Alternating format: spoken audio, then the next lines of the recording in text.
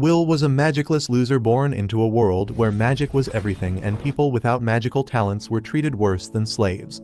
He was always lonely and awkward but still had a childhood friend who he loved, but she moved on because he didn't have any magical talent. He still enrolls in a prestigious university with the goal of getting his crush back, but gets bullied there as well. Thankfully, he is saved when the headmaster shows him that he is a natural warrior with a sword in his hand, after which he starts honing his skills to become the strongest in the world. He heads off to a high-level dungeon where he engages with a giant beasts who shoot magic spells at him, but he dodges them and uses his incredible speed and prowess with his sword to utterly style on the monster and slice it in half with a single slash. The next morning he goes to the classroom extremely tired, where the professor named Edward teaches them about the basics of alchemy and how to produce sulfur, which helps in the creation of explosives. Edward notices Will dozing off in the back, so he calls his name, but unaware about this, Will keeps snoring until Edward shouts his name, which surprises Will as he stands up immediately. Edward calls him out to the front and asks him to demonstrate what they were just talking about, and without any other choice, Will is forced to go in front of the entire class to demonstrate the process. Edward tells him that it's super easy and all he has to do is produce some flames and sulfur will be created. Will shakily takes out the wand from his ass and chants the spell to bring forth flames, but to his dismay, not even a small spark emerges from the wand. All the students start laughing at him as if he was a stand-up comedian, but the teacher tells them to shut up. Edward looks at Will with disgust as he claims that he has no idea how someone like Will can be so good at theory but utterly fail at any kind of practical magic, and wonders how Will even got selected for this academy. Suddenly, a red-haired boy named Sion takes out his wand and confidently points it towards the items on the desk before using his flame magic, completely burning them and creating sulfur, while Will cowers behind the flames. Edward tells them to not do anything without permission as he immediately creates a huge crystal of sulfur with his magic spell. He tells them that magic is the most important thing in this world, as mages are heroes, and to survive at this academy, the students need to be good at magic, and fools who have no idea of how to control magic should simply leave the academy. After the class was over, Sion and his cronies walk over to Will and embarrass him by saying that he can only kill low-level dungeon monsters, but a classmate and childhood friend of Will's named Cole walks out and tells Sion to leave him alone, as he is much nicer than him and his group. Sion gets a bit flustered, but laughs it off, claiming that kindness and hard work won't get you very far without magic before walking away with his goons. Call and Will start walking while she tells him not to worry too much. But Will seems pretty used to this bullying as he looks towards the sky, claiming that it looks beautiful. It turns out that several years ago, the humans were trapped under a layer of darkness and never saw the sky, because they lived in fear of some evil spirits who cast a shadow on the entire world. Thankfully, 5 legendary mages stood up to the evil spirits, and after a huge battle, they managed to push them back and freed the humans from the darkness, showing them what the real sky looked like. These mages were known as Maja Vanders, and that title now passes down to the most powerful mages of this world. She remembers about the promise he made to one of his childhood friends named Elfie, who used to show him storybooks of Maja Vanders, and they made a pact with each other that they will become the Maja Vanders one day. She ended up keeping her end of the deal, as she had incredible talent and she rose up the ranks quickly to become the youngest Maja Vander in the history and started living up the Divine Tower, while Will turned out to be far below average, barely sticking onto the dream and the promise. Later that day, he goes in to meet Professor Walk, who ends up screaming at him when he gets to know that this Harry Potter knockoff went to level 7 dungeons all alone, and tells him that one day he will get killed. Will falls to the ground and apologizes, but asks whether he will get the credit for it or not. Walk takes a sigh and awards him 2 credits for his troubles, but while Will was busy celebrating, Walk asks him whether he has still not given up on the dream to become a Vander. He claims that to even have a small chance of becoming a Vander, he needs to get admitted in the Upper Institute, and to do that he needs a lot of credits in writing, spell work, and fighting. If he is not able to use any spells, he will never get any credits for spell work, so no matter how many credits he gets in the other 2, he will never qualify. Will claims that no matter what, he is going to try, so Walk tells him that first he will have to graduate. But as far as he knows, he needs 4 more credits by the end of this week. This shocks Will, who immediately starts searching for monsters that can give him 4 credits, when Walk tells him that there is a monster called Baskerville on the 6th floor which hasn't been defeated yet. Will immediately hugs his teacher, but unbeknownst to them, Sion ends up overhearing this, and decides to head out to the dungeons himself to kill the monster before Will, so he gets kicked out of the academy for not having enough credits. Later that evening, Will enters the cave alongside his familiar Kiki, and tells her to use her nose to find the monster, but Kiki doesn't seem too keen on it, as last time when Will fought a Baskerville, she ended up getting burnt by its breath. On the other side, Sion and his cronies also enter the 6th floor, determined to find the beast before Will, so he gets kicked out. One of his underlings with pink feminist hair asks whether it's a good idea for just 3 mages to enter the 6th floor, but Sion looks at him angrily, claiming that he is one of the best mages in the class and can deal with it. He thinks angry racist thoughts while walking and tells his underlings to use their scan magic to find the location of the beast, when suddenly a huge monster appears and punches the spiky-haired boy so hard that he becomes a pancake on the wall. Sion is beyond shocked, unable to move, while the feminist starts screaming like a bitch in terror. Will overhears the scream and immediately gets up before running with the speed of lightning towards the noise as he gets worried about someone getting hurt. He turns around a corner when he spots Sion on the floor shooting fire blasts at the monster, who doesn't seem bothered by it at all. Will immediately recognizes the monster as the Sentinel, who is an extremely strong monster worth 10 credit scores, but wonders what it's doing on this level dungeon. He realizes that Sion's magic is nothing for the monster, as it completely ignores the flame blasts and keeps moving towards the terrified boy on the floor. He thinks about helping him when suddenly he remembers about all the times this asshat of a person ridiculed him for no reason. This makes him want to shut his eyes and pretend he never saw it. But he suddenly remembers Elfie, who told him that he is the kindest person she knew and gifted him a pair of glasses. This reminds him of who he truly is, and he puts on the glasses, while the monster raises his weapon to finish the cocky brat once and for all. He blocks the monster's attack just in time and forces it away to save Sion's life. While back at the academy, Edward enters Walk's room and tells him to immediately send his familiar into the dungeons, as Sion and his lackeys went inside to the 6th floor without permission. Walk realizes what has happened, but tells Edward not to worry as Will is also on the same floor. Back in the dungeon, Will clashes with the monster again and again, blocking his attack and outmaneuvering him before dealing a swift slash to his arm which slices a finger off. The monster angrily tries to attack, but Will dodges the attack as he moves through the air like an eagle. The monster finally catches Will, but Will manages to block the blow with his sword. He gets blasted back, after which the monster throws rocks at him, which he slashes through effortlessly. He jumps around the monster and manages to land on his back before stabbing him right through the neck. The monster starts flailing while Sion is beyond shocked to see Will's capabilities. Back at the academy, Edward is also shocked at seeing this, while Walk claims that Will is an outcast as he has no magic, but superhuman strength for a mage. He is as hardy as a dwarf, and his brain is so capable that he learns all the attack patterns of any race just by having one look at them. They watch as Will manages to slash off the monster's arm, and then calmly walks towards the giant sword on the ground. As Will picks up the giant sword effortlessly, Walk tells Edward that in a world filled with magic and wizards, Will is the only warrior. The monster shoots an energy beam out of its mouth, but Will manages to block it with the giant sword and slashes it at the monster, who gets sliced into little pieces and falls to the ground, unmoving. Will then walks over and gives Sion his helping hand, who looks still shocked, while Edward can't believe his eyes as he screams at Walk that a person without magic can never surpass a magician and storms off the room, while Walk realizes that Edward is on a large dose of copium right now.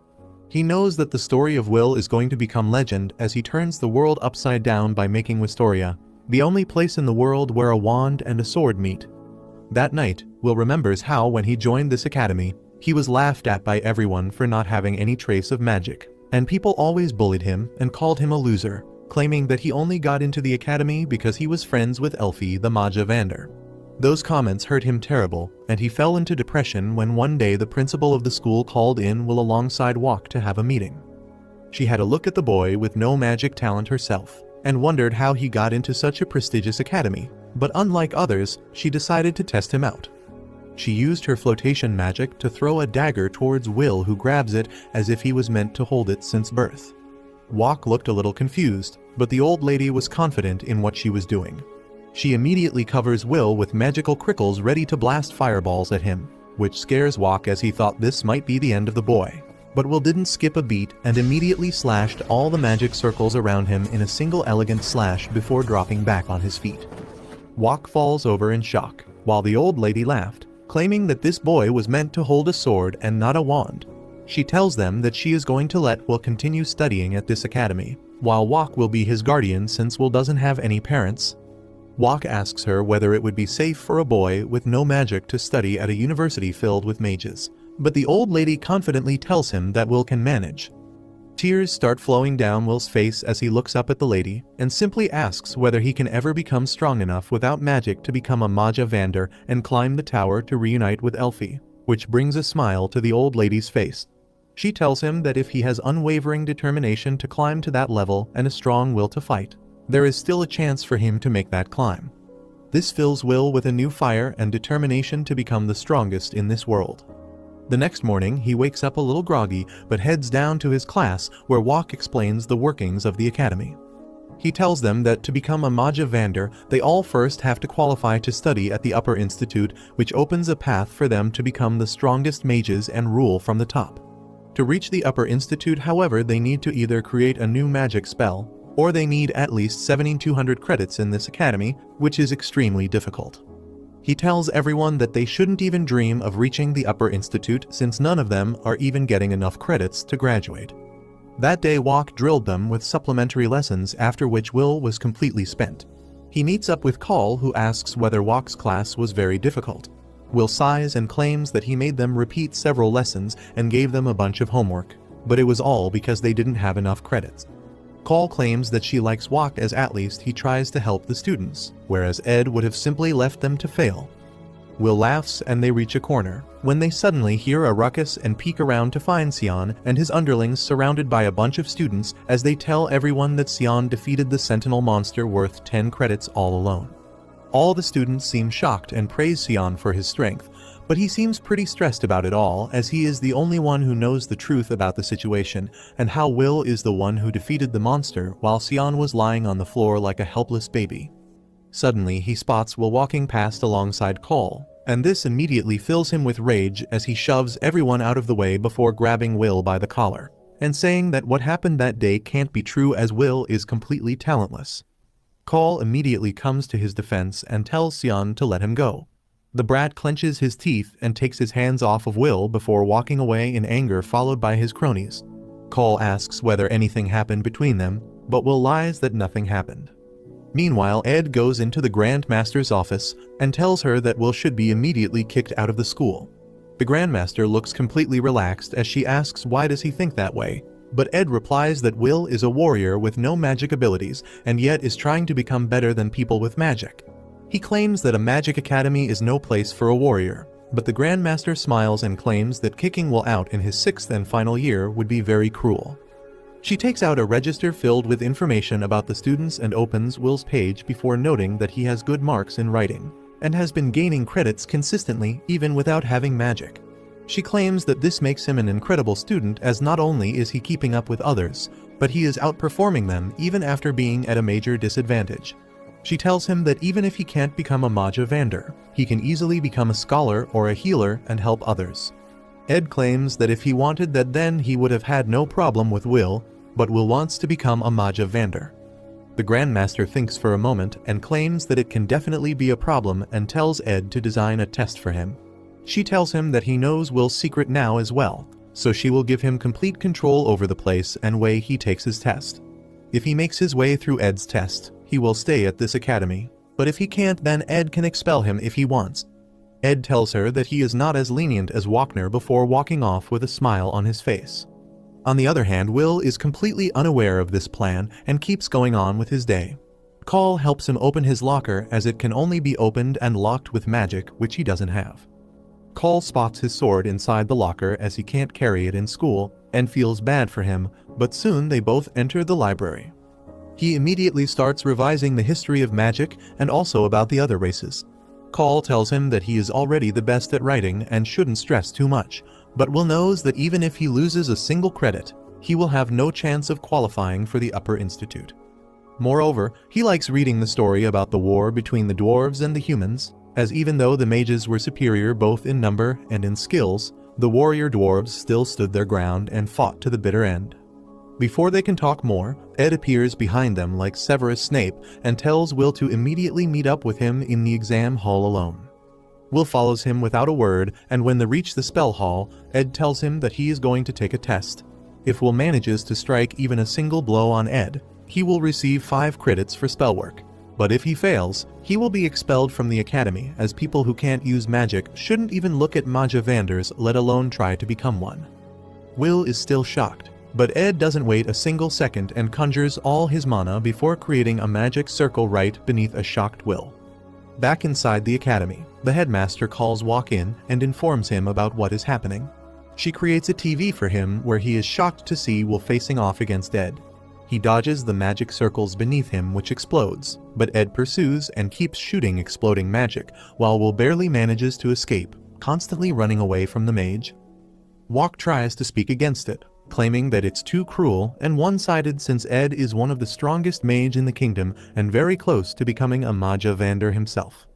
Ed uses another dark explosion, which Will barely dodges as he breathes hard from all the running, but realizes that he can't stay still.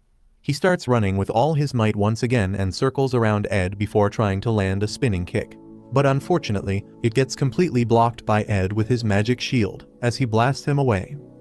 He spits blood from his mouth as he sees Ed through his blurry vision, realizing that he is completely outmatched as both Ed's defense and offense are completely without any holes, and there is no way he can even scratch him. He tries to get up once again, while Ed gets ready to finish the battle, and overlaps the same spell multiple times to create a wall of explosions that Will didn't even know was possible. He starts running away, but the explosions blast him away once again as Ed keeps blasting him up in the air like a ping pong from one end to the other, damaging Will's body to the point where he falls to the ground almost unconscious. He tries to get up, cursing his weak magicless body as he wishes he had his sword right now to defend himself. Meanwhile, Cole walks back to her locker in order to leave for the day while she wonders what kind of lessons is Ed giving. She suddenly imagines Will getting tortured by Ed with whips when a gate opens, scaring her, but it turns out to be Kiki who seems hurt and is bleeding. She walks up to Will's locker and starts scratching at it, and Cole immediately realizes that there is something wrong. Back in the exam hall, Will is down on the floor while Ed walks up to him and puts his foot on Will's head, telling him to accept defeat, but Will pushes his foot away and tells him that he will never do that. He gets up once again and tells Ed that he will reach the pinnacle of magic with a sword in his hand because he wants to fulfill his promise to the person he loves. This enrages Ed even more as he gets ready to finish the battle, but just then Call enters the hall and throws a sword towards Will. He immediately grabs it and then puts on his special glasses ready for a fight. Ed lashes out at him with his magic, but Will effortlessly slices through it, shocking the mage. This makes him burst with anger as he prepares to fire a barrage of explosions at Will, who gets scared by his teacher's look.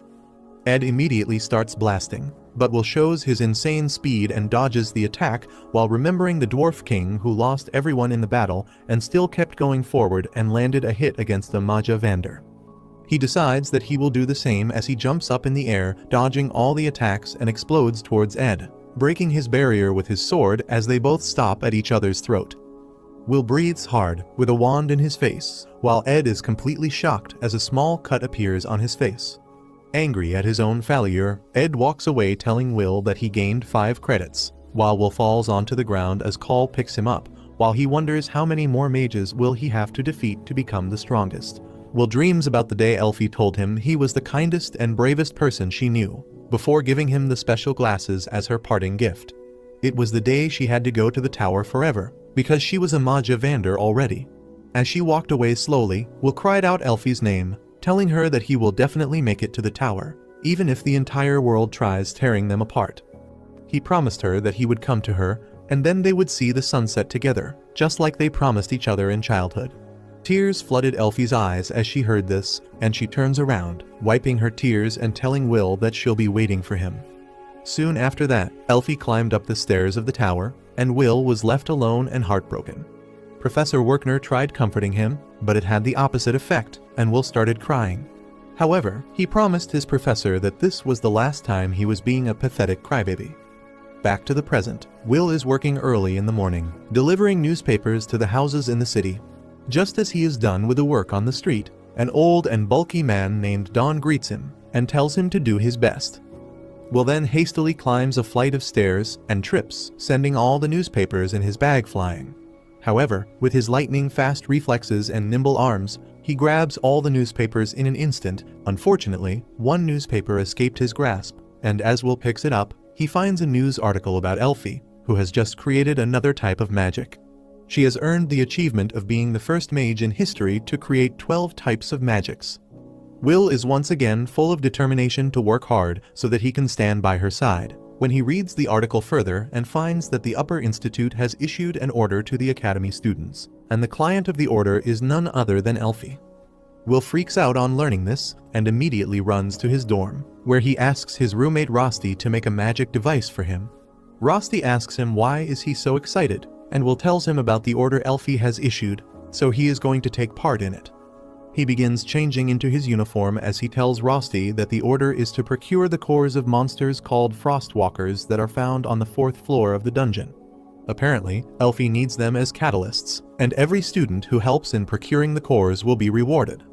That is why Will wants Rosti to prepare a magic item that can help him clear the 4th floor. Seeing him so excited and straightforward, Rosti starts laughing. He was already working on the magic item that Will uses from time to time, and hands it to him. Will thanks him and begins heading away, but Rosti stops him and stuffs bread into his mouth as he asks him to take care of himself. Will soon reaches the 4th floor of the dungeon, but it is already too crowded with dozens of students hunting down the Frostwalkers for their cores. Just as Will is about to join in the action, a huge explosion rattles him. It was because of Sion's attack that obliterated a bunch of Frostwalkers in one go, and while his lackeys suck up to him, Sion is not satisfied. He thinks about the fight between Will and the giant monster, that fuels his rage and motivates him to become stronger. Unaware of this, Will really believes that Sion is cool. He thinks that there isn't anything left for him to hunt here, so he heads deeper inside the 4th floor, but comes face to face with giant penguin monsters. The monsters are hostile, so Will immediately draws his sword, wears his special glasses, and then lunges at them. With a few clean strikes, he manages to slash the penguin monsters with ease, saving the nerdy girl who was about to be killed by the monsters. The girl is dumbfounded at what she just saw. Will defeated the monsters using a sword and not magic, and that is beyond comprehension for her.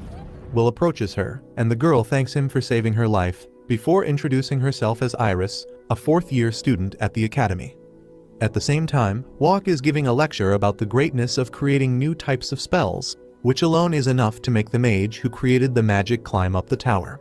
He says that the new magic forms are named after their creators, and if anyone in the class ever creates a new magic, they will etch their name in history.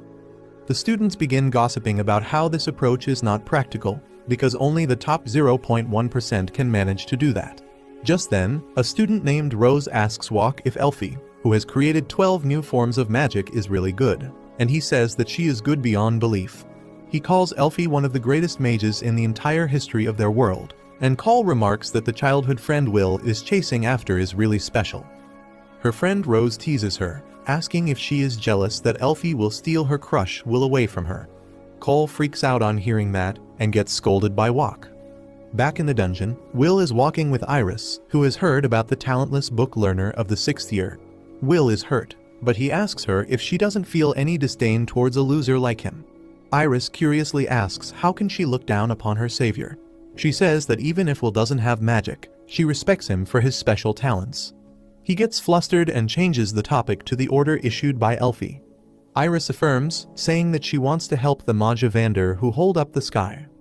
Her words force Will to think about how no one in this world has seen the true sky.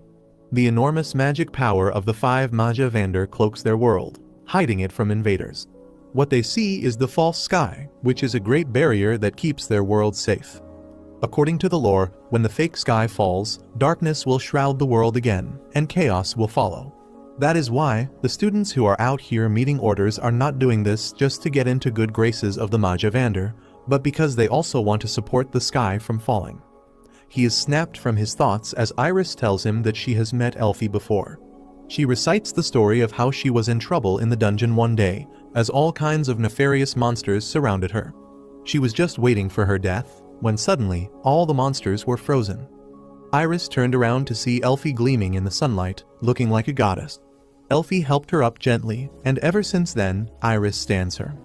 While Iris is busy monologuing, Kiki gains Will's attention and leads him to a patch on the ground that has something curious. Iris asks him what is he doing, and Will shows her an ice fragment that the Frostwalkers leave behind as they move. The fragment here is really big, and now Will is certain that a rather powerful Frostwalker is ahead. He begins walking towards the cave in front of them, and Iris asks him how can he be so sure because she couldn't find any trace of the Frostwalkers using her search magic. Will tells her that magic is great, but it is not absolute, especially in the dungeon. He tells the girl that on top of this belief, he also has some knowledge and experience.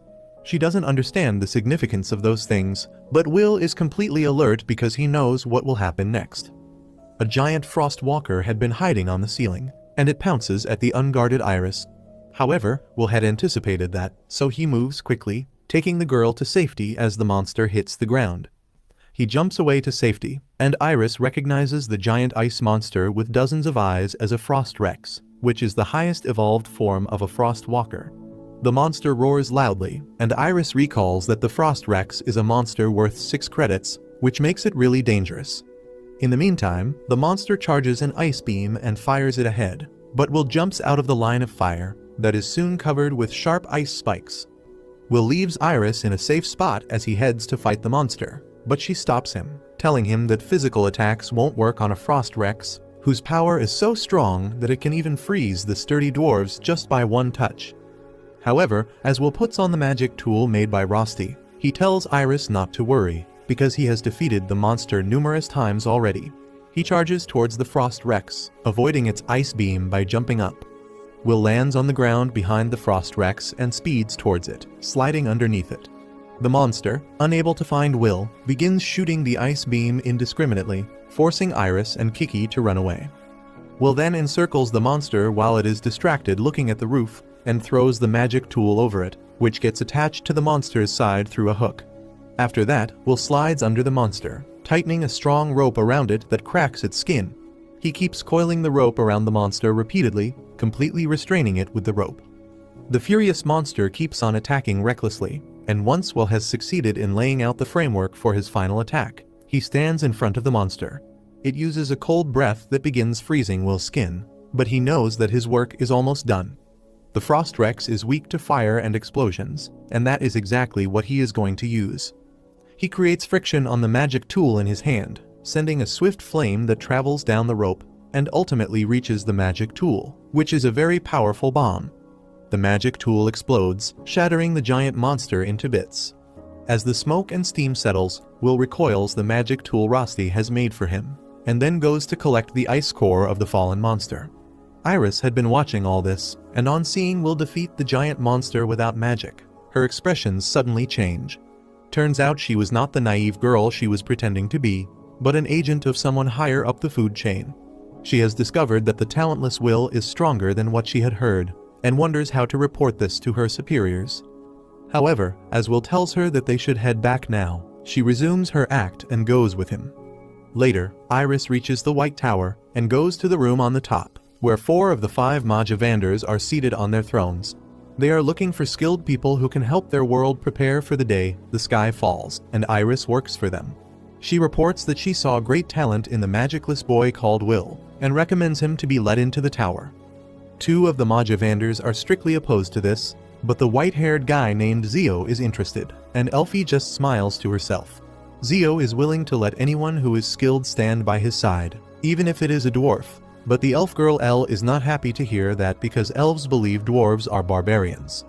The redhead Carriot stops them from fighting, and says that they don't have to make any decision now, because they can wait to see Will's performance in the grand festival that is going to take place soon. Everyone agrees and leaves one by one, and only Elfie is left in the room. Iris was sent after Will by Elfie herself, and she takes out the giant ice core he sent her as she repeats her promise to wait forever for Will. The day of the great examination has finally arrived at the Magic Academy, and the students are gathered in the hall, prepared to fight for their points. Each student must get at least 7 in 200 credit points to be able to graduate from the school, and the maximum credits one can get is 12,000. However, this is extremely difficult, and only those who are able to reach this high credit score are allowed to compete and train to become Magia Vanders, the highest ranked mages in the world. The exam is being supervised by a professor who has summoned giant metallic golems which the students need to destroy. He watches as the students make their attempt to create the strongest magic spells in order to earn the most credit points. Xian is among the first few students to attack the metallic golems and decides to use a powerful fire spell which spews solar flames at the monsters, causing them to melt and disintegrate without much of a fight. Call is up next, and she first creates enormous boulders in the air. Then, using a special teleportation spell, she allows them to drop into the portals she has created on the floor. She aligns the other magical portals to aim at the metal golems, and as soon as it steps into the center, she fires the boulders at them, successfully demolishing them to the ground. The supervisor announces that she and Xian have passed their minimum requirement and can now graduate. Will steps into the fighting arena next, and the students watch intently to see what he can achieve without any magical abilities. He holds a wand in one hand, which is completely useless to him since he does not have the capability to cast any spells. He runs toward the monster and makes a fist with his hand, preparing to throw a punch at his giant opponent.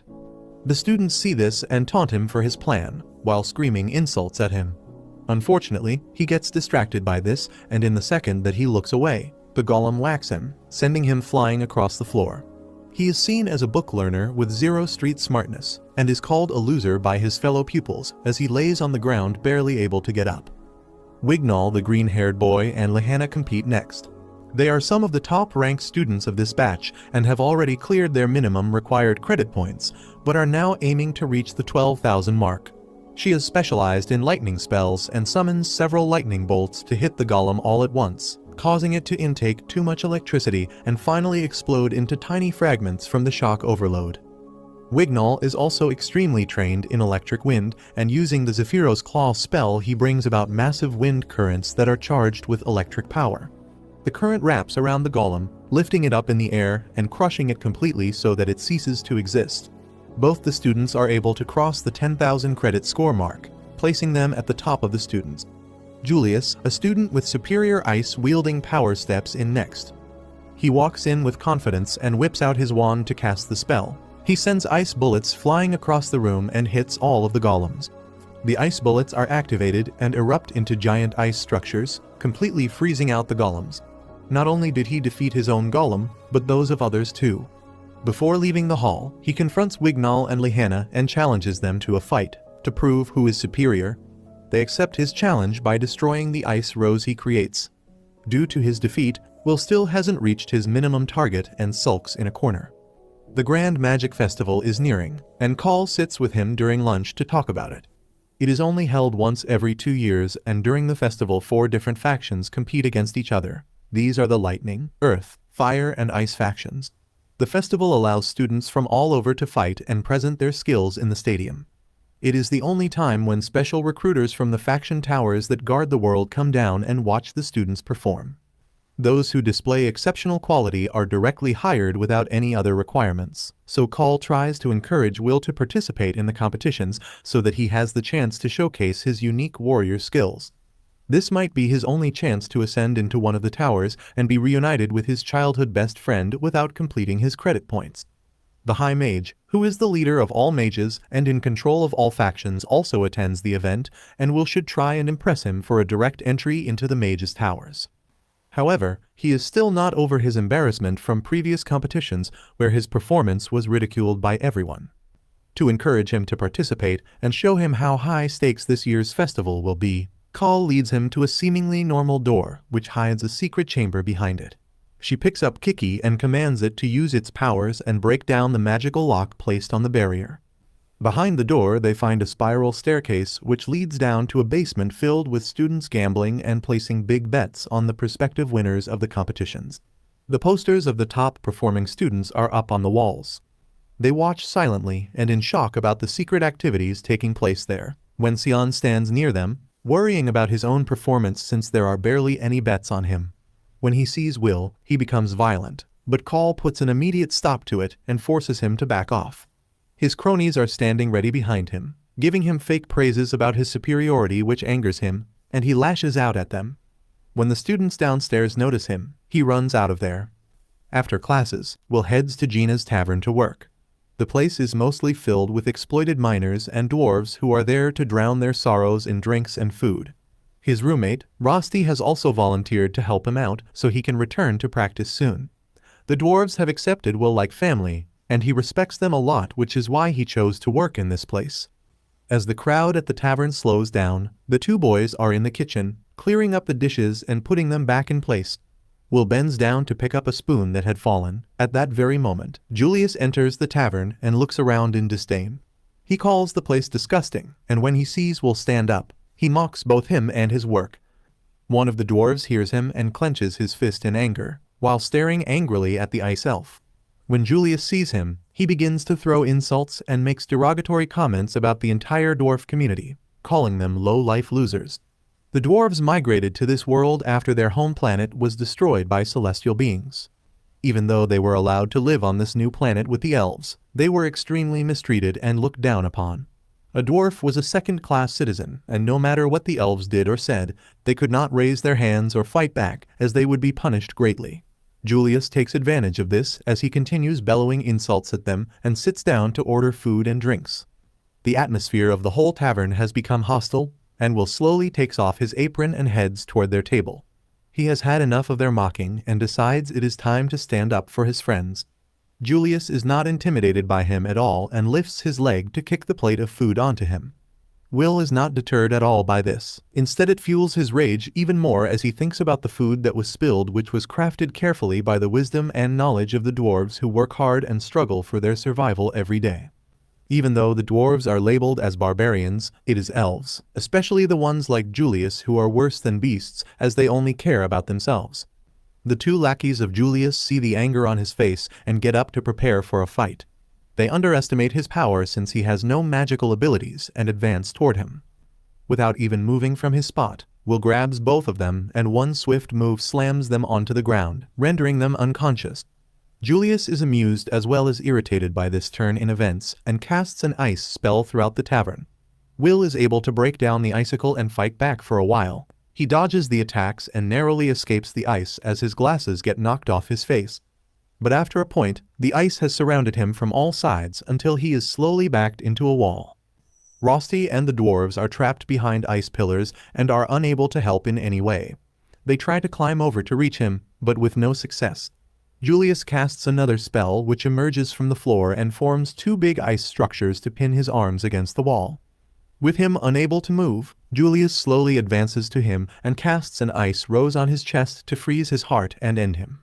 He looks up at Will and sees the determination in his eyes. Instead of ending his life here, he decides to do it publicly and challenges him to compete against him in the upcoming Grand Magic Festival. Will is able to gather his strength and break out of the ice bonds. His rage is more than ever now, and he accepts the challenge. The day of the Grand Magic Festival finally arrives, and the headmaster signals its start with spectacular fireworks. The scouts from the Magic Tower are also present among the audience so that they do not miss out on recruiting any talented student. For the first event, the competitors race through the sky on their dragons, passing hoops to score points. Lahanna wins the race with ease and sets a new record while doing so. The principal watches it with Iris, the secret agent of the Majavander.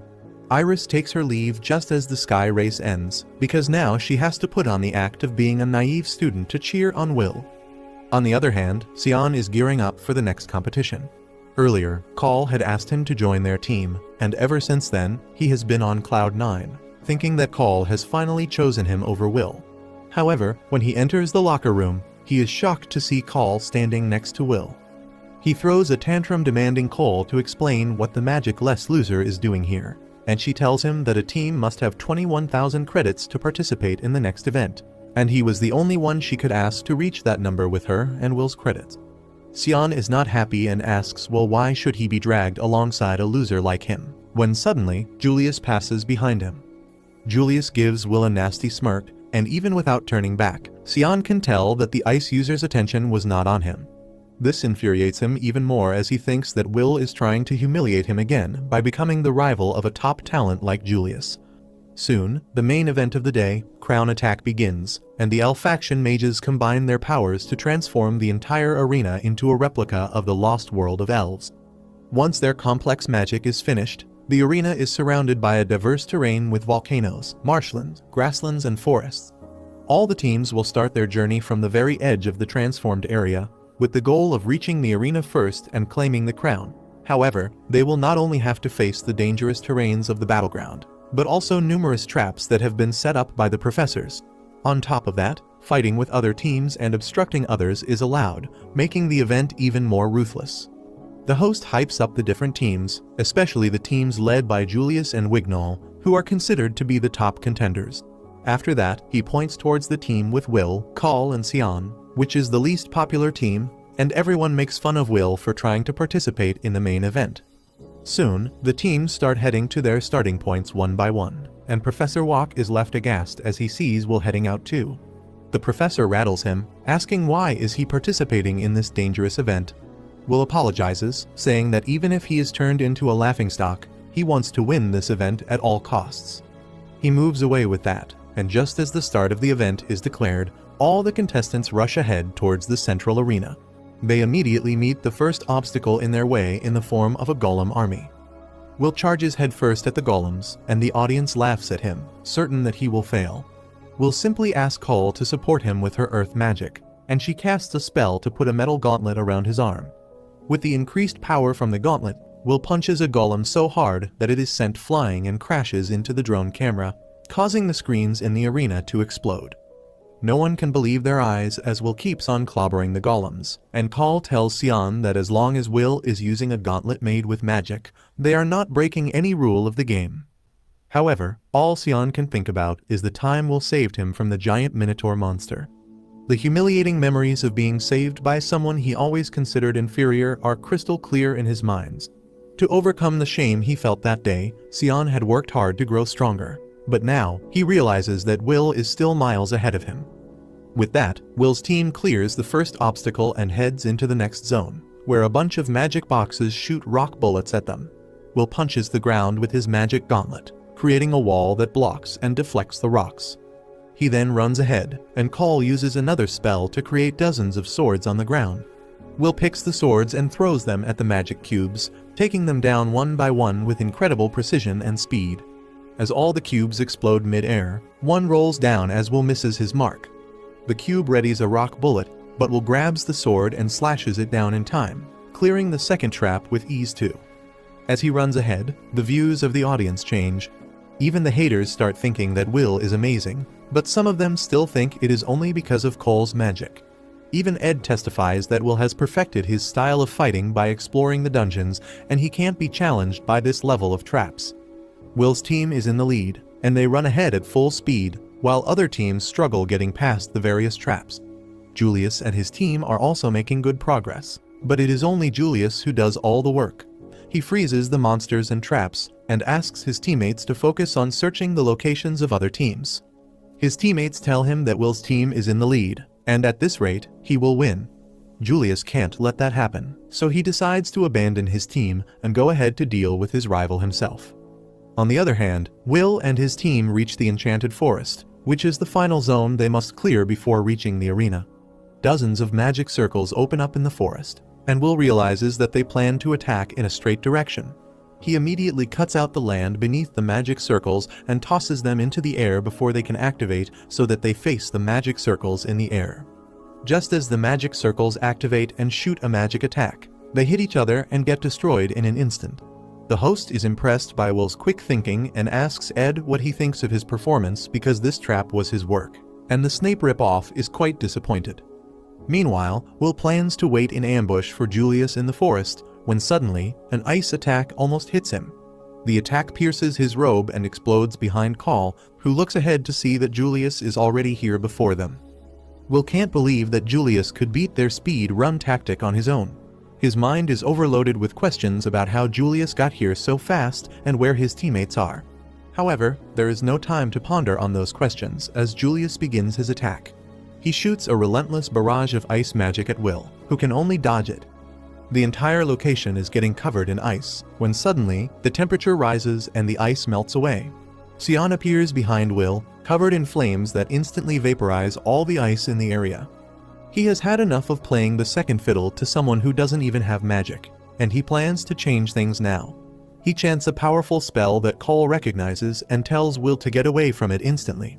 He is not fast enough to react, so she uses her magic and creates a wall in front of him just as Sion fires his devastating attack. The attack rattles the entire area, and Will is saved only because of the earthen wall. As the attack stops and he comes out of hiding, he finds the entire forest has been burnt away, and Julius is nowhere to be seen. Will is still trying to process what just happened, but Cole knows that Sion attacked both Julius and Will intentionally. She asks Sion what is he doing, and he tells her to shut up because he is done listening to her. He tells Will that it is time for them to fight and settle their conflict once and for all. Will tries to tell him that it is not the time for that, but Sion attacks him, calling him an eyesore who should be crushed as soon as possible.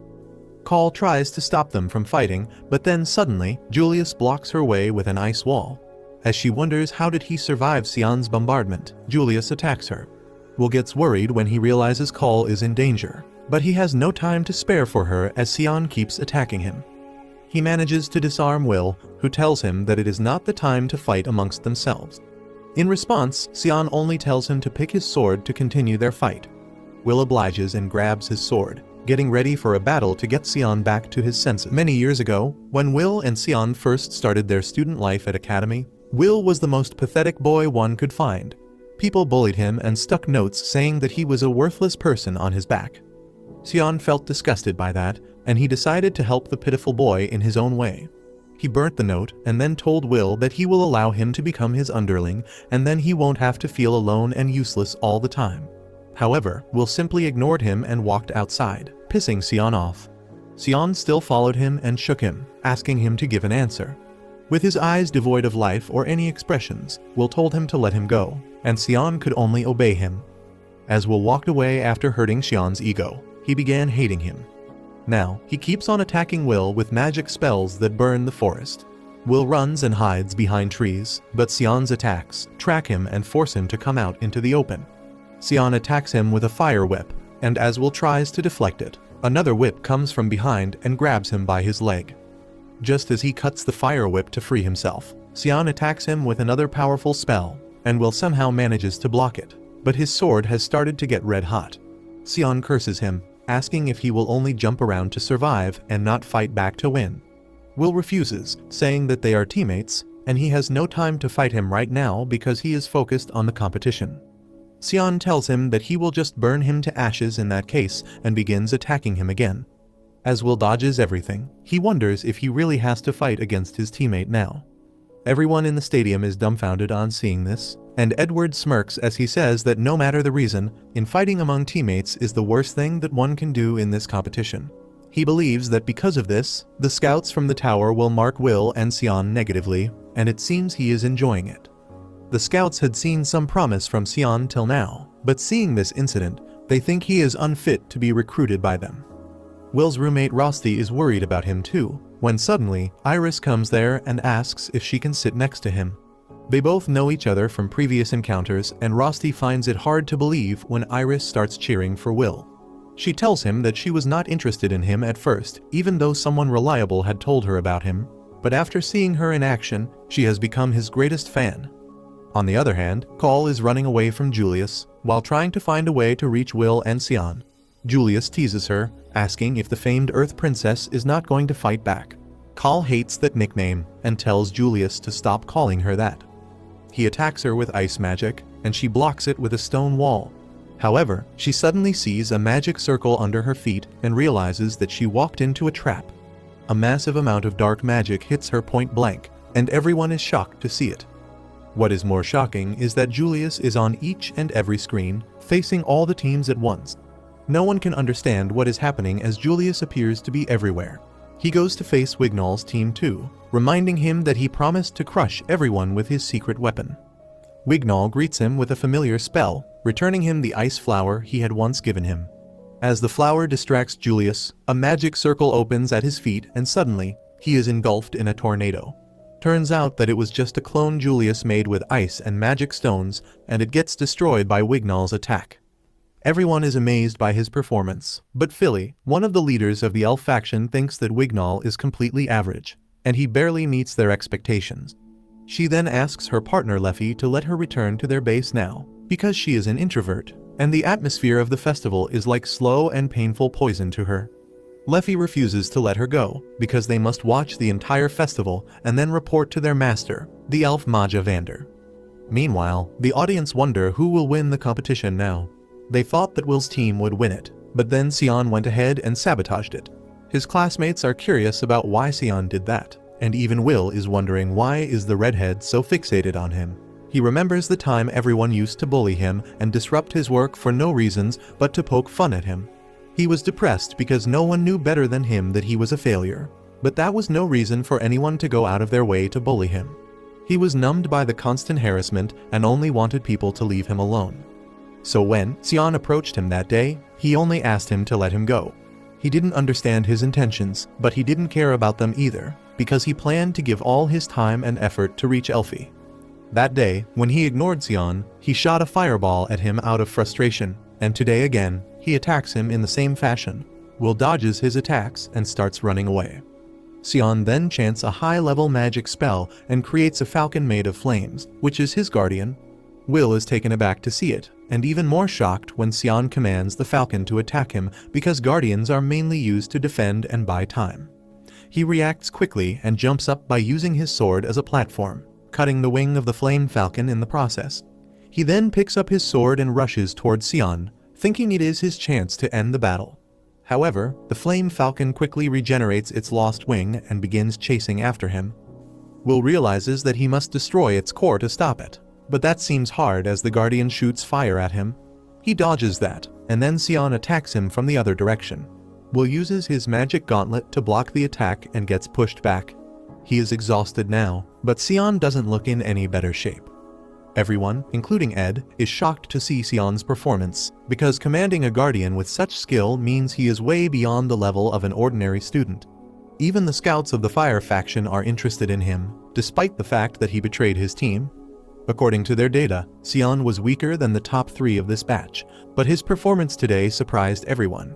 The scout leader thinks that there must be some reason that caused him to break through his limits, and he decides to inform the Flame Maja Vander about it immediately.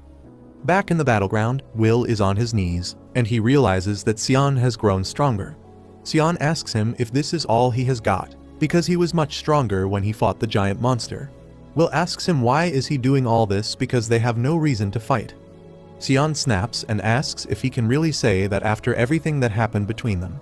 He asks Will if he has no anger and hatred inside him even after being bullied by him all these years. Will replies that he is angry and hates him, but right now, they have to defeat Julius. Hearing Julius' name sends Sion off the edge, and he curses Will for paying attention to everything else except him. He tells him to stop ignoring him, and Will suddenly realizes the reason behind Sion's odd behavior. He understands that Sion has acknowledged him, and now he wants to be acknowledged by him too. Will puts his action glasses and takes his stance, determined to respect Sion's feelings by facing him with everything he has got.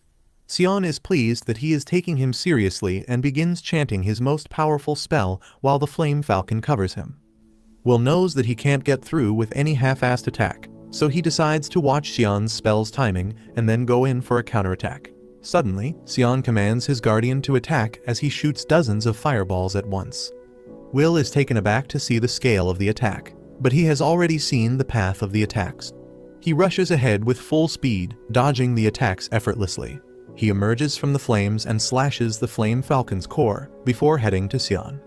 Sion attacks him with another attack point blank, but before their attacks can connect, a stone wall emerges right between them, stopping them. Will hits his head on the wall, and even Sion falls down as Call makes her appearance and tells them to stop fighting. Her clothes are in rags after her fight with Julius, and she tells the boys that she kicked Julius' ass, but then he suddenly disappeared. Sion is a bit late to react, but he gets flustered as he tells Call that it is indecent for her to walk in clothes like this. Call calls him a misogynistic pig for judging a woman by her clothes, and then reminds him that this is all his fault for stating the fight. She then tells Will to rush ahead because he has a score to settle with Julius while she deals with things here. Sion says that he won't let her get in the way of his fight, but Cole lashes out on him for being selfish and dumb. Suddenly, Will places his robe on her and thanks her, which causes her to turn red with embarrassment. Will picks his sword and runs away, telling Xian that they will continue their fight another time. Meanwhile, Julius and his team are the first ones to enter the stadium. The host thinks that there is no one who can stop them from taking the throne, when suddenly, Will jumps into the stadium at an incredible speed. He lands with a bang right behind Julius and team, leaving everyone speechless. Will looks intently at Julius and challenges him to a fight, and he was just waiting for that too. Meanwhile, in the White Tower, Will's childhood friend Elfie is sitting by the balcony.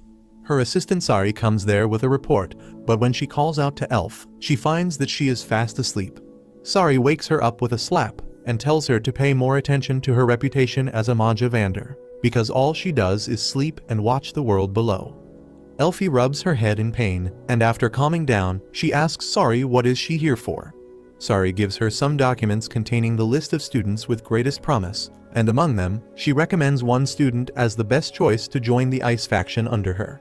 Elfie takes the documents and finds that the candidate Sari is recommending is Julius. The assistant tells her that even now, Julius is causing quite a stir in the Grand Magic Festival, and she believes that he might become Elfie's successor.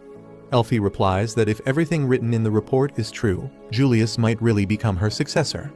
Back in the arena, Will walks towards Julius and his team, who grin in anticipation of their fight. Julius makes an ice rose bloom and tells Will that he did well to come here, because he would not have been satisfied if he won the crown without any challenge. More than that, he wanted to humiliate Will in front of everyone to assert dominance. Will just puts his glasses on and tells Julius that as long as he doesn't apologize to the dwarves, he has no intention of losing to him. Julius calls him a delusional sever rat who doesn't know his place and crushes the ice flower. He uses the shards of the flower to create a dense mist that covers the arena, and Will can't see anything. However, with his sharp ears, he can tell that Julius and his lackeys are on the move, and they are circling him. Suddenly, a huge ice crystal attacks him from behind, and Will reacts in time to deflect it.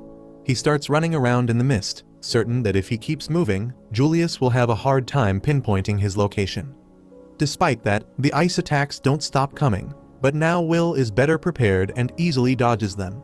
He thinks that all three of his enemies have shot at him, and judging their positions from the attack, he decides to launch his counterattack. He finds Julius and rushes towards him, but then suddenly, an ice crystal almost hits him. It came from a new direction, and Will wonders how can that happen. As the mist clears, both the lackeys appear behind Julius, who tells Will that neither of them has moved from their place. Will is taken aback by this, but what happens next completely blows him off. As the mist clears, the entire audience gets a shock as they multiple clones of Julius on the arena. Even Ed is forced to stand up from his seat, and Will wonders what is happening.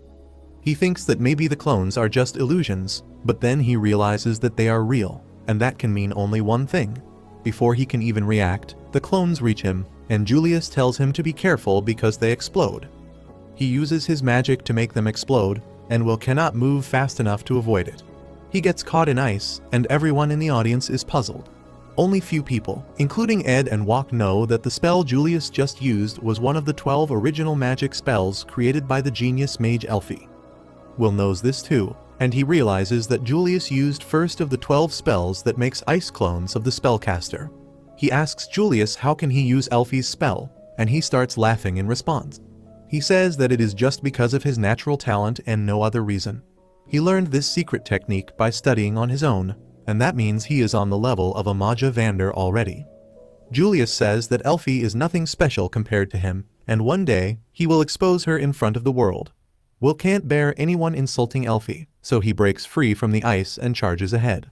Julius just laughs and shoots an ice attack at him, and when Will blocks it, he finds himself in between the clones who are ready to attack him.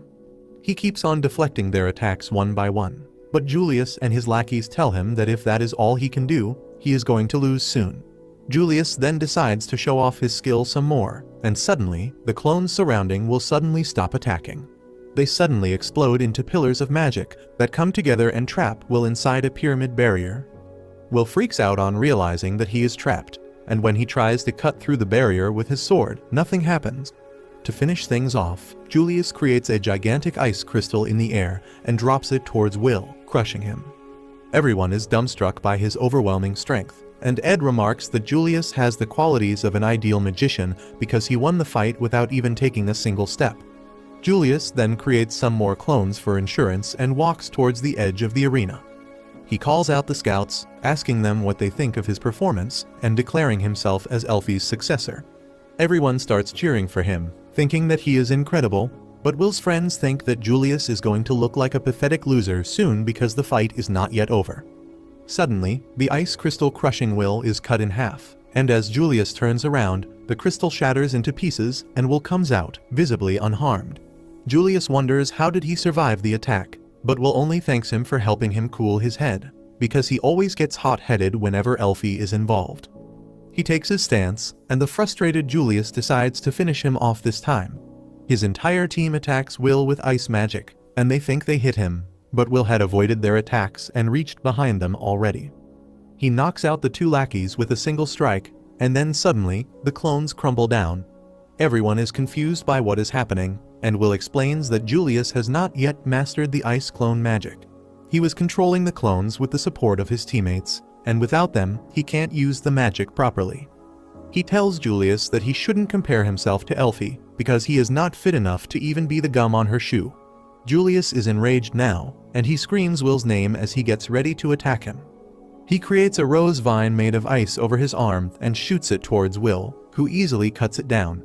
However, that was a double-layered attack and Julius suddenly detonates the roses from a distance, surrounding Will with mist. When the mist clears, his clones surround Will, and he declares that he will show him the difference in their skills.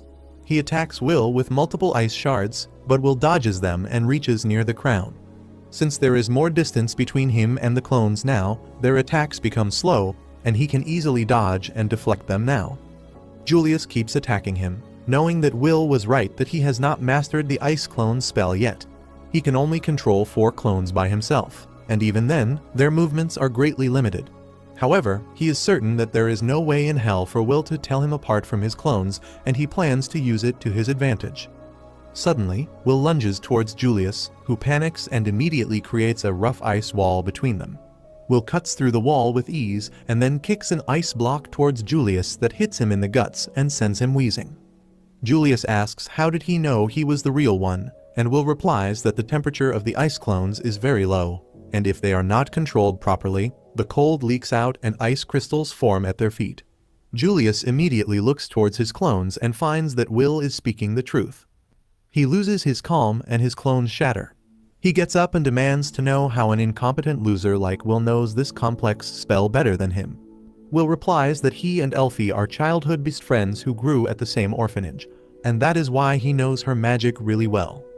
He looks at the tower, certain that Elfie must be smiling down on him, and then turns his attention to Julius once again. He declares that he knows all the strengths and weaknesses of Elfie's spells, and Julius refuses to believe him. He shoots an ice crystal at him, but Will cuts it down easily, and Julius loses hope. He falls to his knees, and Will tells him that he is indeed talented because no one has managed to copy Elfie's spells yet. However, he should not get carried away, because Elfie was just 2 years old when she invented the ice clone magic. There is pin-drop silence in the arena after this, and Julius can't wrap his head around the fact that this spell that felt like the greatest achievement of his life was invented by the 2-year-old elf. He realizes that he has barely reached the level of an infant, and that breaks his mind. He starts laughing like a madman before telling Will to stop taking him for a fool. He releases his full power, sending a wave of magic to the arena and creating 8 clones surrounding Will. Julius asks him if he thought just 4 clones was his limit, and declares that control doesn't matter anymore, because now he will overwhelm him with sheer numbers. He summons dozens of ice crystals in the sky, looking like a deranged loser, and Will apologizes to him in advance as he tells him that this is nothing because he remembers being overwhelmed by 10 Elfies in his childhood. Julius grinds his teeth so hard that he starts to bleed. In his blind rage, he sends the ice crystals into the sky, before sending them towards Will. Will easily dodges the attack and then rushes towards the clones, stabbing one of them through the head. Julius is scared for his life now, and he runs away, telling his clones to stop Will. Unbothered by this, Will rushes ahead, dodging the attacks and striking down the clones with a single slash of his sword. He keeps running forward, deflecting the attacks and destroying the clones, But then Julius bombards him with ice attacks. Will blocks everything with great speed, and then dodges the next round of attacks by running away. He takes another clone down with a kick, and then blocks some more attacks before shattering another one. He destroys another clone, and then yeets his sword at the last one. Only the real Julius is left now, and he is completely terrified of Will, who sprints towards him and activates his magic gauntlet to finish him off. Julius tries to cast a spell, but it is too late, and Will punches his face with full strength, sending him crashing into the wall. Julius is knocked out cold, and everyone is shocked that Will manage to beat him. The entire stadium starts applauding and cheering for Will, who is too exhausted now. Call and Sion also arrive there just then, and Call runs towards him to congratulate him. However, when Will turns towards the crown, he is shocked to find Wignall there. The green-haired elf tells him that he must have gotten so busy in his fight that he forgot the real objective of this game was to obtain the crown. Wignall takes the crown and places it on his head, winning the tournament purely because he knew the rules better. Fireworks are shot into the sky to celebrate his victory, and the tournament ends with that. On the top of the tower, Sori writes some notes about the conclusion of the tournament, but Elfie is shivering in her seat, asking her if there is any magic to turn back time or erase memories. Sari tells her that there is not, and even if there was, she won't let her use it. She asks her what is wrong, and finds that Elfie is in tears because earlier Will said that he was tormented by 10 Elfies in the past. Back in the arena, Will finally sits down to rest and Call reaches by his side. Sion can't believe that Will defeated even Julius, and he swears to be the one to defeat him. Meanwhile, Will apologizes to Call that Wignall took the crown, but she doesn't mind it. Neither does he, because he managed to fulfill his promise by beating Julius. At night, Will and his friends go to the tavern he works at, where the dwarves are throwing a party for celebrating his victory. Dawn, the leader of the dwarves, makes a toast and starts the party. Cole gets surrounded by nosy aunties who ask her when is she getting married to Will, while Professor Wok goes around thanking the dwarves for taking care of Will. By morning, only a handful of them are left awake. After downing a drink, Dawn asks Will if he got scouted by the tower, but Call says that he didn't. Not only did they have a fight among their team members, they even failed to win the competition. She says that it is all Sion's fault, and then Rusty comes there, asking if they didn't invite Sion to the party. Will replies that he tried to invite him, but he angrily rejected his offer. Dawn says that it's all good, because at the end of the day, Will won and they got an apology from Julius. But that's not all. Right now, Julius is working in the kitchen, washing dishes while screaming and cursing his situation. The owner tells him to stop whining and move his arms, because in the culture of dwarves, they apologize with actions and not just words. Julius and both his lackeys have to work at the tavern to apologize, and he thinks that it is even more humiliating than being defeated by Will in front of the entire school, because of which he was not scouted either. Seeing all the chaos around them, Professor Wok worries about the coming day. Cole thinks that after Will showed his abilities to everyone, they will treat him better, but the professor thinks that the result may be different from what they expect. The next day, as Will and Cole walk through the halls, 2 students approach them and ask Will if he can join their dungeon raiding team. Will is dumbfounded and keeps staring at them, so the boys get embarrassed and say that they are acknowledging his talent so they should come with them. Despite those words, their tone is like they are ordering Will around. Soon, more groups come there and start asking Will to join their teams instead. They gang up on him from all sides, and poor Will can't process the sudden fame. Cole realizes that this was what Wok was worried about. She can't bear to see Will being overwhelmed, so she rushes Iz and tells them to get away. She calls them fake hypocrites, who used to mock Will all the time, but now they are asking him to join them. She turns to Will and asks if he is not angry by their hypocrisy, but Will is delighted. It is the first time someone has asked him to join their team, and his eyes can't stop glistening with joy. Seeing this gives the fakes courage, and one of them tells Call to get away and holds Will's hand, asking him to join their team and come to the dungeon with her tomorrow. Call panics and immediately pulls Will towards her, declaring that they are going shopping tomorrow, so Will is not free. At night, she freaks out on realizing what she did, and thinks that it is almost like they are going on a date. Just then, her roommate Rose arrives there with some coffee, and she has also heard about Cole and Will going on a date. Cole tries explaining that it is not like that, but Rose tells her to cut the crap because she knows how desperately she wants to get in Will's pants. She is willing to play the role of her wingman and says that they should start preparing for tomorrow. On the other hand, Will is busy doing his homework, and Rosti asks him if he is going to the dungeon tomorrow. Will tells him that he is going shopping, even though he was half forced by Colonel on hearing that it is just going to be Will and Call. Rosti gets jealous because he too has eyes on Will. The next morning, Call eagerly waits for Will at the city square, determined to make sure to turn this shopping trip into a successful date. Will arrives soon, and she is smitten to see him. He then praises her hairstyle and dress, saying seeing her look so cute got his heart racing. Call has no response to being hit by this smooth criminal, and she can only thank him. Suddenly, Rosti comes there running and apologizes for being late. Call is dumbfounded because she never ordered a third wheel on their date and asks Will what is happening. He tells her that Rosti requested to join the shopping trip because he also needed some stuff, and he didn't see a problem inviting him in. Call is aghast, and then Rosti seductively slips his hand into Will's before taking him away. She is certain that friends don't hold hands like that, and then Rosti teases her, further confusing her about his intentions. Later, Rosti beats Call to the punch by searching for the book Will wanted before her. Next, he helps him dress up, while Call just watches everything like a cuck. Their entire shopping trip goes like this, and Call is very upset by the end of the day. Will asks her what is wrong, and she yells at him, asking what is the deal with Rosti. She says that they are suspiciously close, and judging by Rosti's face, she has doubts that he is a girl who is into cross-dressing. Will assures her that Rosti's a guy, and he is the bigger one of the two. He says that physical touch is Rosti's love language, and he has always been clingy since they first met. That makes Call worry even more, and just then, Rosti comes back with some drinks. He has only brought 2, and plans to share Will's drink, but Cole can't let that happen. She tells Rosti to drink from her glass, and he decides to confront her properly. He tells Will to go and get his sword fixed up while they stay here, and even Call agrees, saying that the dwarven smiths won't like mages showing up in their shop anyway. Once Will leaves, Cole takes deep breaths and then asks Rosti if it is her imagination or he likes Will as more than just a friend. Rosti gets up and leans closer to her, saying that he loves Will more than anyone else in the world, and Will also loves him back.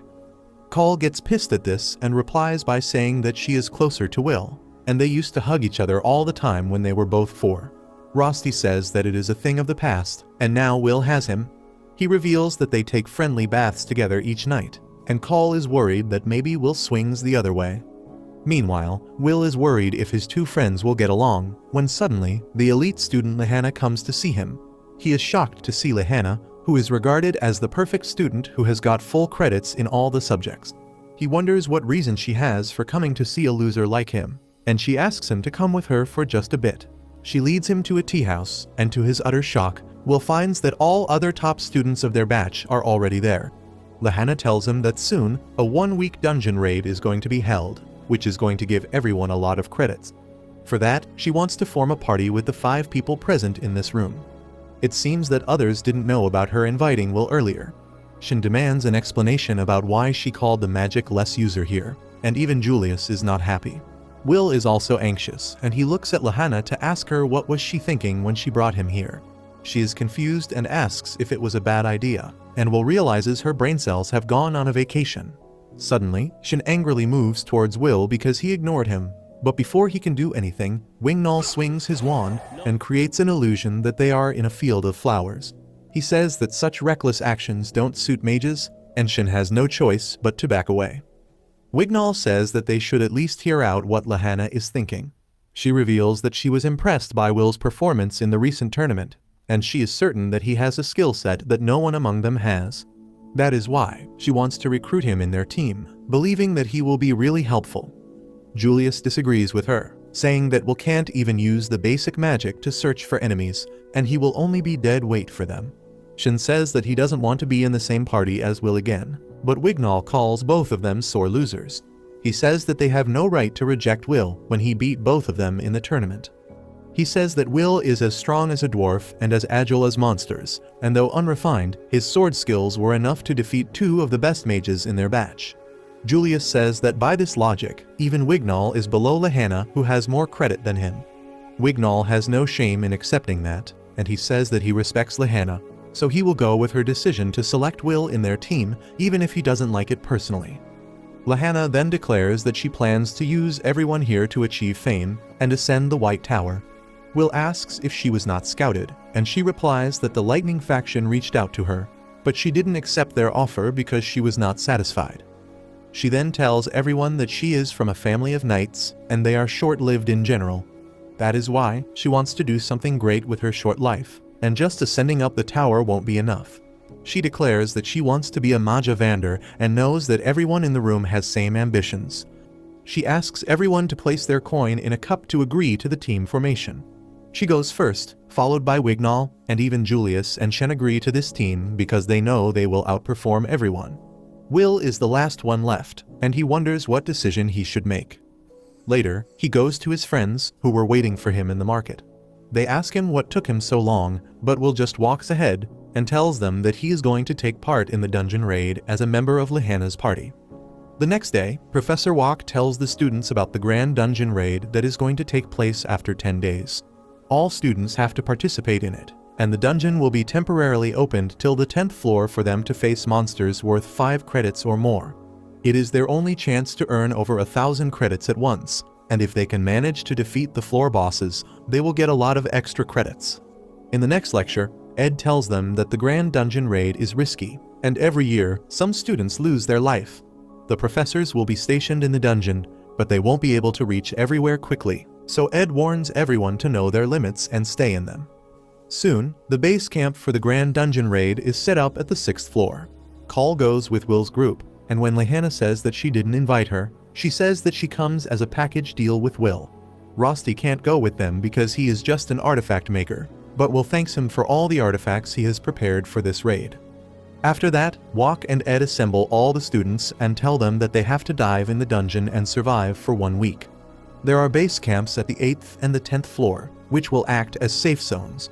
The professors will be stationed there, and if anyone is injured or wants to retire, they must reach those safe zones. With that, everyone gets ready, and the grand dungeon raid begins. They all immediately jump into action while Will thinks about how he can finally make Elfie notice him if he performs well in this session. Before he could understand the plan though, Wig immediately uses his wind magic to blast them off into the air at an incredible speed, quickly covering ground, but they soon start to fall down, which scares Will as he wonders what the hell is happening. Thankfully, they all stop mid-air just before falling down and softly touch the ground, while Will falls face first in the dirt. Call asks whether he is okay, but he immediately gets up, trying to adjust with his new party. Suddenly, the cave behind them explodes and a giant crimson ant emerges.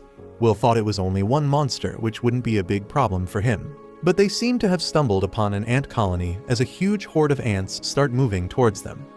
Will knows that mages are no good in close-quarter combat, which means he will have to deal with these monsters, so he gets ready with his sword. But Wig stops him and tells him to observe.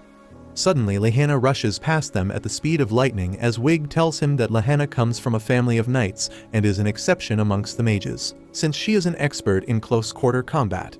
She shows it to full effect by utterly styling on the monsters as she destroys them in a single strike, shocking Will to the core. They soon move ahead, but things are not going as per Will's plan.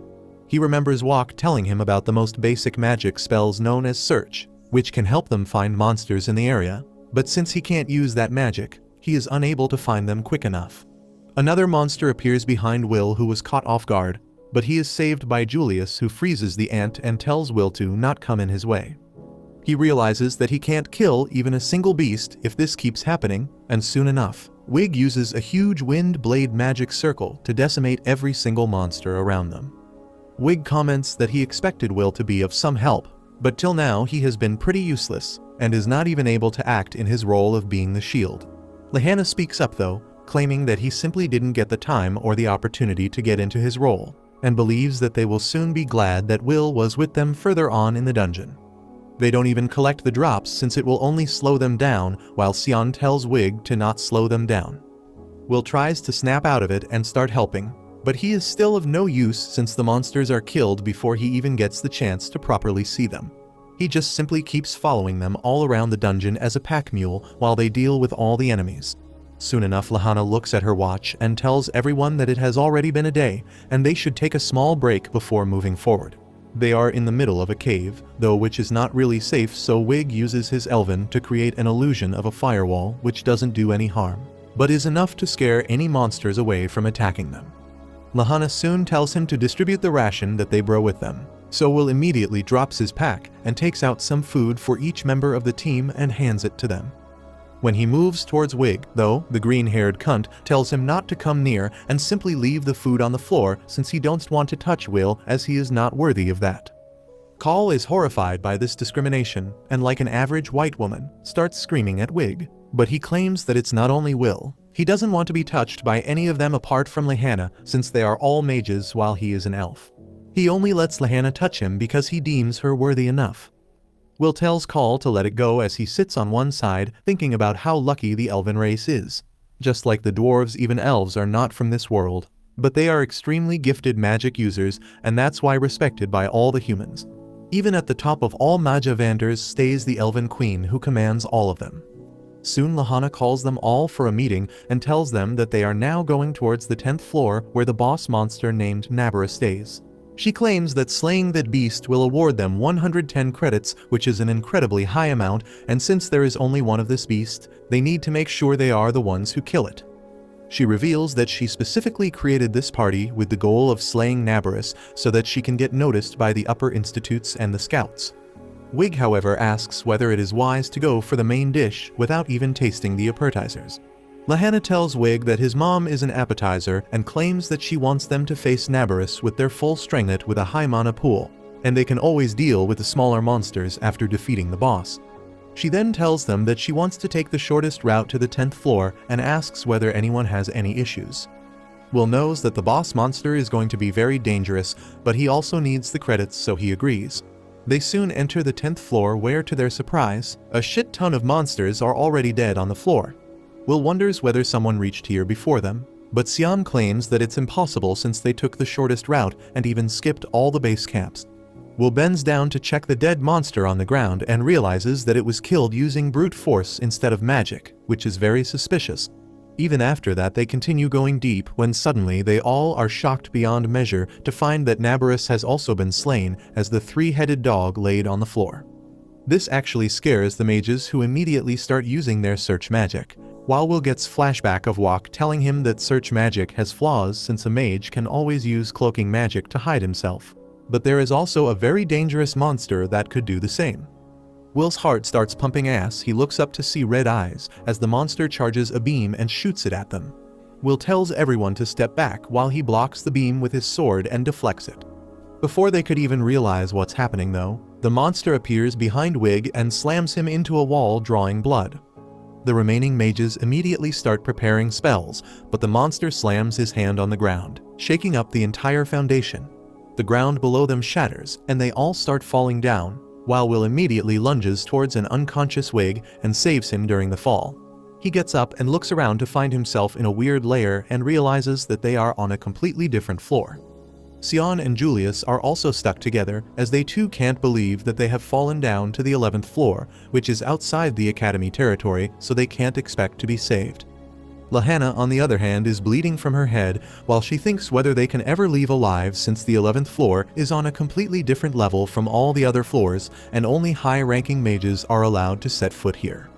That turns out to be true as a huge snake attacks Will, but he manages to slice its head off, which snaps Wig back to reality as he wonders whether this loser killed the beast alone. Will immediately tries to help Wig get up, but the cunt slaps his hand away, claiming that he can help himself. He starts wrapping his arm in bandage, while Will calculates that they have nearly lost all of their gear, but everyone has enough supplies to survive 2 days at max. But since they are on the 11th floor, the better guess would be that they have 1 day in total to escape this hellhole. He immediately tells Wig that they should look for Call and the others since that's the only way they could survive this level. Wig tells him that they should simply sit tight and wait for help as per Academy rules, but Will tells him that with the monster on the 10th floor, no one is coming to save them this quick. He turns out to be correct since 2 professors of the Academy have been killed and crucified on the rocks, while a horde of monster create a stampede on the base camp of level 8, while Professor Eliza tries to get the situation under control. Wok realizes that something definitely seems off, while Ed runs up to him, claiming that the event is cancelled, and they are going in as something is seriously wrong. Back on the 11th floor, Wig keeps using search magic, but Will tells him to chill out since he will only tire himself out. He tells the elf to let him and Kiki search for monsters nearby while he should search for the monsters far away. He claims that they should keep the fighting at a minimum, which surprises Wig as no one can be this calm in a situation like this. But Will has been in such situations multiple times and has learned everything there is about the dungeons. Suddenly, they sense a monster coming their way, and it turns out to be 3 pig monsters trying to surround them. Will decides to take the 2 monsters in front while Wig deals with the one in back. The elf immediately uses his wind magic to blast the monster away and turns around shocked to see Will slicing through the strong monsters as if they are nothing. He runs through them with an incredible speed, dodging their attacks while landing deadly attacks of his own. Suddenly, Wig realizes that his monster wasn't dead, yet since it rushes towards him to attack. The elf realizes that he doesn't have much time to counter, so he tries to use illusion magic to push the monster back, but Will screams at him not to do that. To his surprise, the monster simply pushes through the illusion magic and was about to kill the elf, but Will comes in clutch and slashes the monster cleanly in half. Wig sits there still in shock, while Will tells him that these pig monsters do not have eyes, so illusions won't work on them. This totally breaks Wig, who claims that he is the one who has always been a loser, while Will wonders where will he find a therapist for this idiot now. If you liked this video, make sure to check out this brand new anime about an F-ranked loser who turns out to be the strongest adventurer by killing monsters.